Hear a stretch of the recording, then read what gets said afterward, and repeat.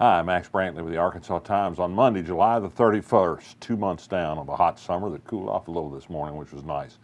There was huge news in Arkansas late Friday night at 11:34 p.m. Federal Judge Kristine Baker released an 140-page opinion blocking the enforcement of 4 abortion laws, anti-abortion laws, were passed by the 2017 legislature.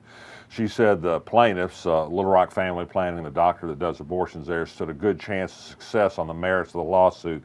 I should say so. The ruling is a masterpiece. It's a textbook guide to abortion procedure, a textbook guide to all the dishonesty in the abortion legislation that was passed by the Arkansas legislature nominally in the name of women's health, but actually to make abortion illegal in Arkansas de facto, if not by the law, which is not allowed by the U.S. Supreme Court.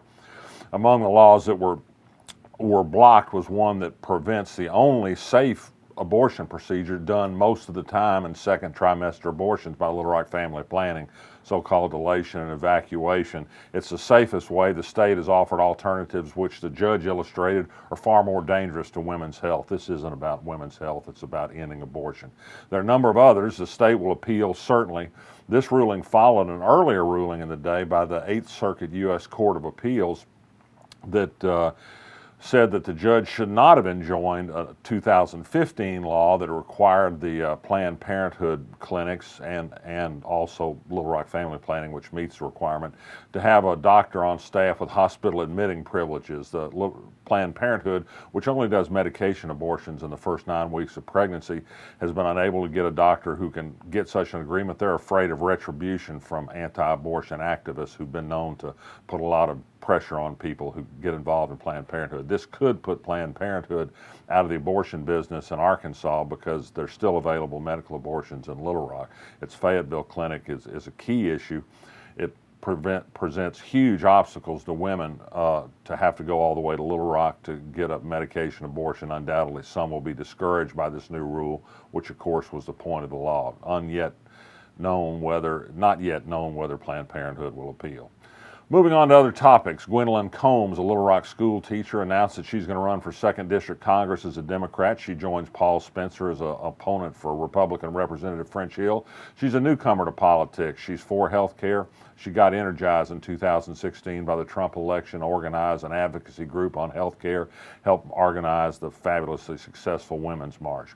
Speaking of activism, Luke Scrable is a longtime critic of Little Rock City government, lives in southwest Little Rock, which often doesn't get the best of Little Rock City services and code enforcement and other things. He went to a City Hall meeting more than 2 years ago to express his unhappiness, was escorted out of the meeting, wrote an angry email that night to the city manager that got him charged and convicted of terroristic threatening and banned from City Hall for 2 years. Now the city wants to extend the ban for another year. He sued. A federal judge said that was going too far and infringing his First Amendment rights to free speech, but the city now says, well, okay, we'll just have a 6-month probationary period to see if you can behave properly. Scrable's in a hot spot. His attorneys left him. It's him versus City Hall, and City Hall doesn't look too fair to me, to tell you the truth, although Luke Scrable can wear you out, and difficult cases make hard law under the First Amendment. This is another one. A city that's afraid of having Luke Scrable go to its city board meetings isn't doing much about far more serious problems in this city, and that's violent crime. We had our 5th homicide in 6 days Sunday, and no end in sight, I'm afraid. Sundays, well, maybe what we need is a little more alcohol on Sunday. I note that Avoca, a tiny town of about 500 people in Benton County, started legal Sunday off-premise alcohol sales under a new state law that allows cities and counties to put this issue up to voters. Avoca joins a growing list. Springdale's the biggest city. Eureka Springs is another, where you can buy a 6-pack of beer for takeout on a Sunday.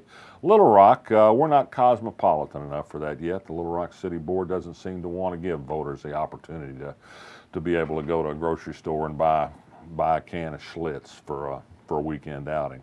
Also from news around the state, DeShay County down in southeast Arkansas, its quorum court, that's the county governing body, voted 7-2 last week to allow JPs, that's the members of the quorum court, to take guns to their meetings. This is allowed by another great new state law from 2017. Only JPs may take guns to quorum court meetings, nobody else. So that's who will be protected if nobody else is.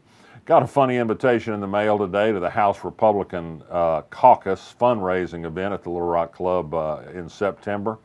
Gives you some idea of how much they value House Speaker Jeremy Gillum. For a contribution of $5,000 a year, you get a signed thank you letter from Jeremy Gillum and a picture with Jeremy with 6 other people and dinner with Jeremy.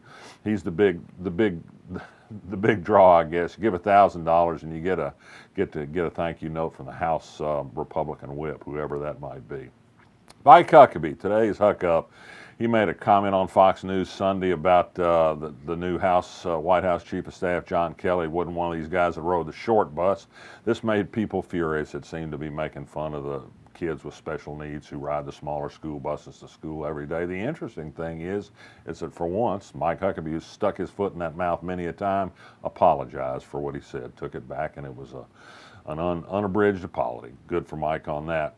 Finally, if you want to do the President Trump presidency by the numbers, he spent his 43rd day out of 191 days as president on a golf course Sunday.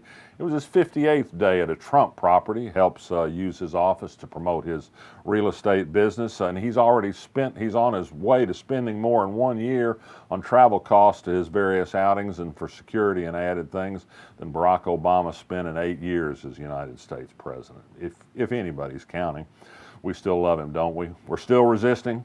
I'm Max Brantley. I'll be back tomorrow.